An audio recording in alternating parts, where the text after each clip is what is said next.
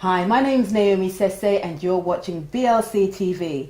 We're here in the beautiful Peak District in Derbyshire and we're in the home of Rachel Elner. You may recognize her from one particular program, which we'll talk a little bit later about. But first of all, I'd like to say hello to Rachel and thank you for being on our show. Yes, it's a pleasure. Thanks, Naomi.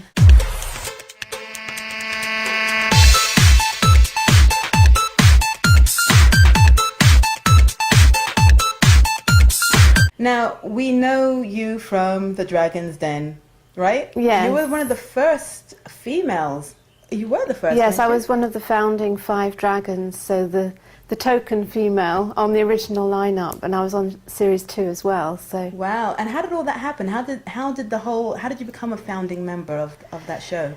well, there's 2 answers to that question, Naomi. So there's the sort of logical answer, and then there's the slightly more esoteric answer. I mean, the way to get on television is to get onto that kind of circuit of winning awards, because that's where TV producers tend to look first of all.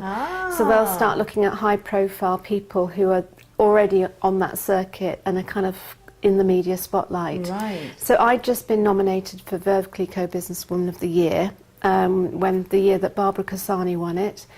And and I'd won an Ernst & Young Entrepreneur of the Year award. So I was kind of on the radar. And so, they just approached me.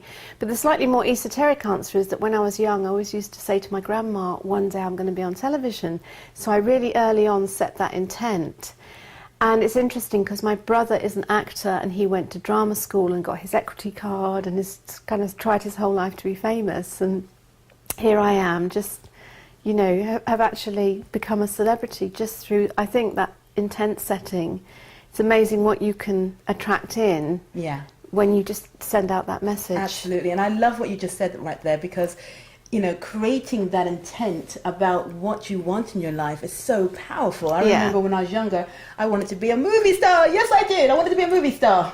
But it didn't happen. I ended up being in television. I ended up presenting in television, and I'm still around television. So the intent is the most, you know, a really powerful thing for any business person. I think you attract the essence of what you put out there. So it's the essence of it, and that's what most people don't quite get. I think if you're very specific about how it should happen and very attached to it, then it's actually more difficult to manifest. Absolutely. So you were on this award circuit, and that's how they kind of like found you. Yeah. You were obviously a businesswoman at that time. Tell me about the business you had started up. Well, my first business was Red Letter Days, which I started way back in 1989, so decades ago. And I was 24 years old, and it was really just this idea of how do you give someone a gift which is an experience like a trip in a hot air balloon or a motor racing session, and how do you kind of package it? Right. And so it was just really the essence of an idea which literally we started on a shoestring budget.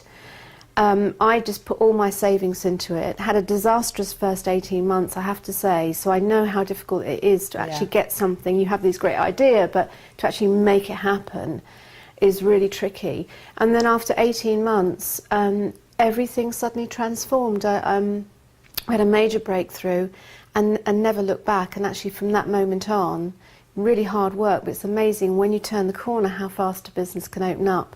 And everything snowballed, and we became a multi-million-pound turnover market-leading brand. Now, I know a lot of people are going to be asking, what was that turnaround? Because we you know, there are lots of people who get to that stage where they're chucking money at this business. Yeah. But they know that they have the passion for it, but there's no corner. Where's the corner for you? Well, the way that I survived the pit, as I call it, was that I asked for help, and so many people suffer in silence and they don't ask for help. And at the time I was freelancing in accountancy, and I just confided in my boss, you know, I know this is a great idea, I just can't get it working. And he sent me along to see one of his clients who was a marketeer and a designer.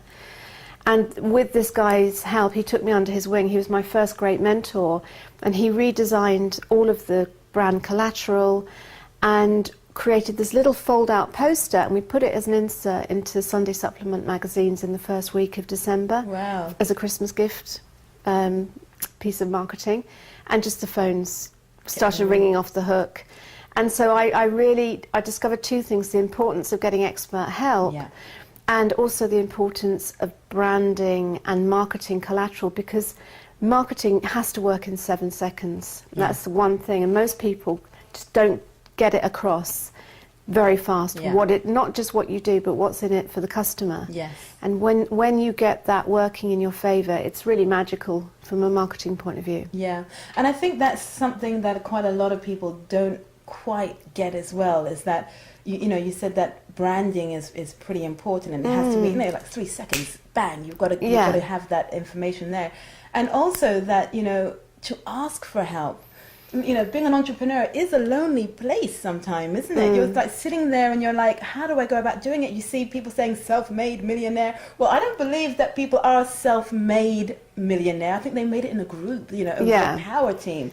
And asking that help is really, really important. Yeah, definitely. So you got onto the Dragon's Den and you did what you did there. How was it? How was it like looking at other people's creations and saying, Well, I think the thing about Dragon's Den is that we didn't know what to expect at all. I mean, I'd never done any angel investment. And so filming that first series was actually really interesting because I'd never done TV before. And it was about halfway through that we realised that magic was happening, that this was going to be a really amazing show, and I think that they just got the production absolutely right, and it's gone worldwide, and it's now on its 10th series. Yeah. So it was really amazing to be part of it. But I think if you watch that first series, it had a wonderful, edgy, raw quality, because the people coming up the stairs into the den had no idea who was up there, what was up there, and they had no idea how it's going to be edited. So it had a lovely kind of fresh quality, which I don't think has been.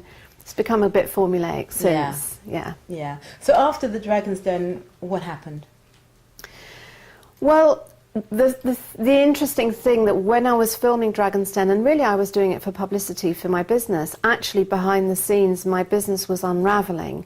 And I was kind of going straight from being on set, straight to emergency meetings with investors and financiers trying to refinance the company, because we'd hit a real problem year in 2003 and we were trying to kind of work our way out of it. Right. And when you're an entrepreneur, you're always the optimist, you always think it's going to work out. And what actually happened was that we were forced into administration by our bank, even though we had 3.3 million cash at bank. Oh my goodness. And it was a real meltdown, because when we were finally forced into administration, of course the media had a field day. And it was in all the press, Dragon fails, and that was a very interesting period, because I just thought my life's over. But actually what happened is I got massive support. The worse the media attacks got, the more support that I got from people, most of whom I'd never met. Just people sending me messages saying, don't let the bastards grind you down, keep going. And actually what happened was a whole new world emerged for me in the enterprise sector, helping other entrepreneurs on their journey, and that's what I've been doing for the past 5 years. Wow. So do you think that, it must have been a very painful experience to go through that whole thing, but it must have taught you so much for you to be able to give it back in ways of mentoring. I think you learn much more about business through the hard times than actually you do through the good times. So in that last, I fought for 2.5 years to save the business, and I learned more in that 2.5 years than probably the previous decade.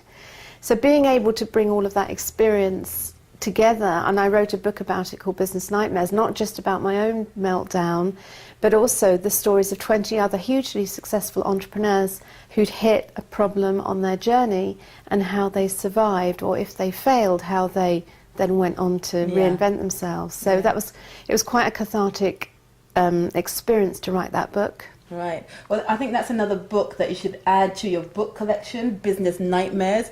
The reason why is because, we see all the massive, wonderful books of success, but the real learning does come from, the unraveling of a business or the unraveling of oneself. So learning from those is probably just as important.